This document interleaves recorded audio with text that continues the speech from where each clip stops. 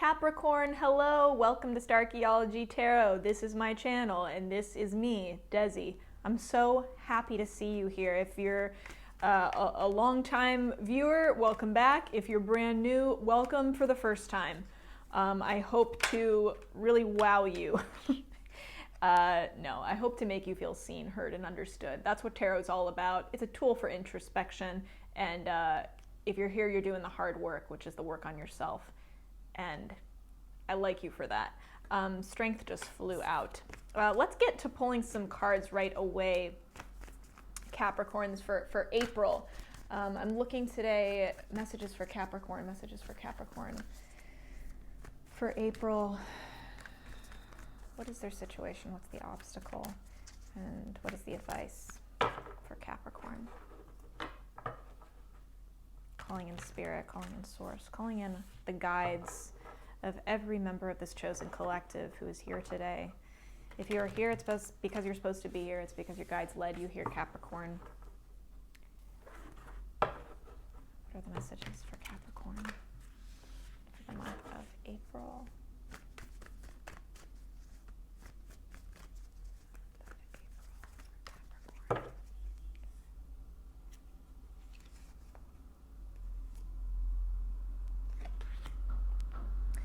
We got the Six of Pentacles, Five of Wands, Daughter of Wands.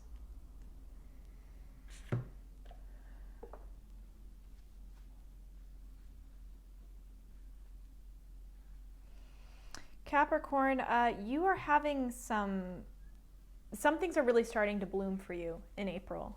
Things that long ago took root are now starting to blossom. You're really starting to see the fruits of your labor and to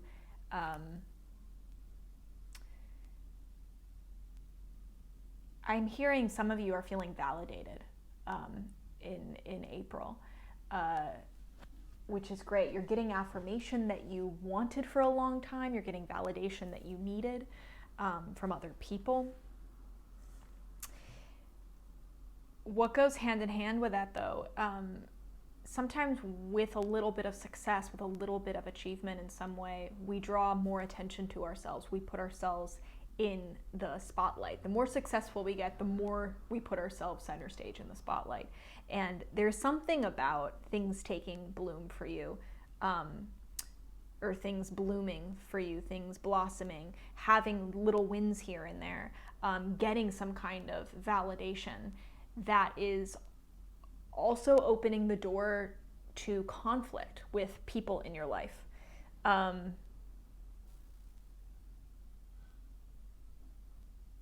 disconnection from people in your life. Maybe it's people I'm seeing for some of you. This is someone that like you're being proven right about something, and while it's a win, while it might feel like a win for your ego, it actually is a threat to your relationship. It shakes foundations of certain relationships in your life, I'm hearing. It makes sense why strength flew out before I even pulled any cards for you, because ultimately, Capricorn, this isn't about your relationships with other people. And I think some of you might be compelled to be so uber focused on the relationship, so focused on making these other people not be in conflict with you or accept you or praise you because you're right, or say, hey, great job, I see what you're doing, you're having this win, that win, that, you know, these successes, let me validate you. You might be getting sucked into focusing on that, on these outward conditions and the waves that your success is making, or the waves that your whatever that blossoming is for you. I'm really hearing some of you being proven right. Something that you're being proven right about is making waves in other people, and it's just making your attention so outward focused. But really what needs your attention this month, Capricorn, is you. It's further reason to just double down on your focus inside yourself, because the way this is affecting other people is nothing about you.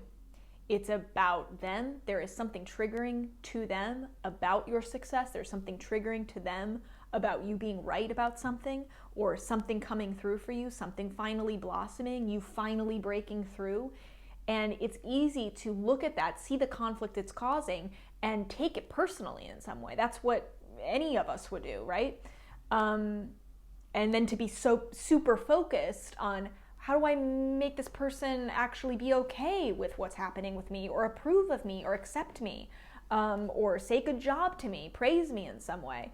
And the more you focus on that, the more you are missing the point here, which is the need to be strong in yourself, and not need to convince them of anything, not need to make them see the light in some way, even if it's so clear, like you are in the light.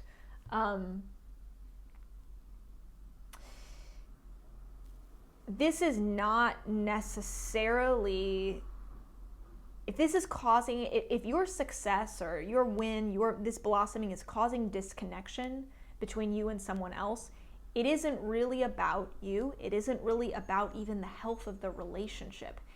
They are having some sort of personal trauma response to this, and it really is personal to them. So if that ends up being triggering to you, Capricorn, that's even further reason to go deeper inside yourself and see how you can be okay, how you can stand in the strength of who you are, even when other people are disconnected from you, or other people are distancing themselves or checking out, or literally butting heads with you, going after you, creating conflict, maybe where there was none, or trying to like make a fight, make this into a fight, something that should be a good thing, making it into a fight, I'm hearing. It takes real inner strength, Capricorn, to see what is happening for what it is and not take it personally. And instead, look into yourself, see what of your own demons are being triggered by this situation. I'm hearing for some of you, it's a belief that like your success is threatening to other people. You don't want to be successful. You don't want your own success, or you don't want to be right. If it costs you people in your life, if it costs you friendships, if it costs you popularity, if it costs you acceptance or belonging. And that is your own demon. That's the lion within you that needs to be tamed. That needs to be confronted, tamed, and befriended. If it's not demons, inner demons that are coming up for you, Capricorn, I'm hearing for others of you, this is about staying true to your desires, your goals, your dreams, regardless of what other people think about them, or what they think about you, or what waves they cause to other people, however they negatively impact someone else. Because if it is a true dream that is rooted in your soul, it's not rooted in ego, and I'm deferring to you, Capricorn, to really be able to weed out, is this really a pure dream that I have that is my sole purpose, or is this my ego screaming for validation? If it is a true dream, a pure dream, it's not harming anyone. We don't have dreams, inherently pure, true dreams that are harmful to others. And if it is, then that's a sign that it isn't a true dream, that you're being misled by ego. But if it is, again, that pure, true vision that you have, and it's not harmful to anyone, and yet other people are seeing it as harmful to themselves, where it doesn't need to be, or seeing it as threatening, or are making it into something negative. This is about, or even shaming you for your desire, I want to say. Some of you might be facing people who are shaming you for your desires. This is about, then this strength for you, it's not about befriending a demon, but it is about undemonizing that desire that you have within yourself, seeing that desire as a seed planted in you by God. So many of us are conditioned to believe that desire in and of itself comes from evil, or comes from our shadow sides, like desire is bad. Very puritanical conditioning that we have. That is not divine, that is not pure, that is not the truth. So if you are seeing your own fears and judgments about your own desires reflected in people around you, meaning other people are giving voice to doubts and fears that you have about your own desires, judgments that you have about your own desires, that's the universe putting you in a beautiful classroom situation right now to really come face to face with your desires once and for all, and not only accept them, but stop fearing them. See them as beautiful. See them as king of your jungle. You know, this isn't something, they don't have to be seen as a monster, as a predator. They can be seen as a beautiful creation. That's what the lion is here. And your desires, like a lion, like very Leo energy, sometimes our desires need to take center stage. Sometimes they have to be top of the food chain. They need to be the leader, because they lead us to a new place. They lead us to the next place we need to go, even if it is a path of pain, even if it's a path of suffering, even if we have to learn a hard lesson by wanting that thing that teaches us, oh, actually, I don't want that after all. That desire was there to teach us. It was there to guide us. It was there to lead us. And that's why we need to honor impulses like that in ourselves. Very base, primal instincts of desire that we have. We need to not run away from them, because we just give them more power by running away over us, rather than us being in control. Not in control. Control's the wrong word, but us being the ultimate sovereign. Someone who has desires, who honors her desires, versus someone who's ruled by desire. When we honor our desires, it's because we're listening to them. We're meeting them face to face. We're coming to terms. We're engaging. We're having a conversation. We're saying, "You want me to do this? Okay, I will step in that direction." When we push them under the rug, we ignore them, we neglect them, they actually start to turn toxic. They can turn us down paths that don't serve us. They can make that path of lesson learning, potential suffering and pain, also joy and fulfillment. They can make it a lot worse than it would have been. So that is the big thing. Daughter of Wands also being here. Gosh, yeah. Talk about wands. Talk about desire. While you are experiencing these wins and achievements, Capricorn, and facing this conflict, feeling these these results of these consequences of like disconnection from people, that might be surprising. The advice to push through that conflict is to keep acting in accordance with what you want. Almost spend more time acting than thinking. And be really, really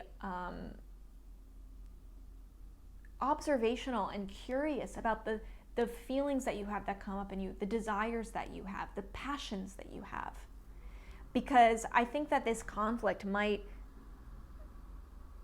be working to try to subdue, quiet those passions of yours. And if that conflict wasn't there, this Six of Pentacles success that you'd be feeling would only be feeding those desires and passions. The conflict is standing between, these wins that you're having and then like future tending the fire of passion that's ahead of you, nourishing your passions, nourishing your desires, acting on something when you feel curious about it. It might feel like you're taking contrary action to become even more aware of your desires when you are being overwhelmed by hearing what other people want for you. That might feel exceptionally hard.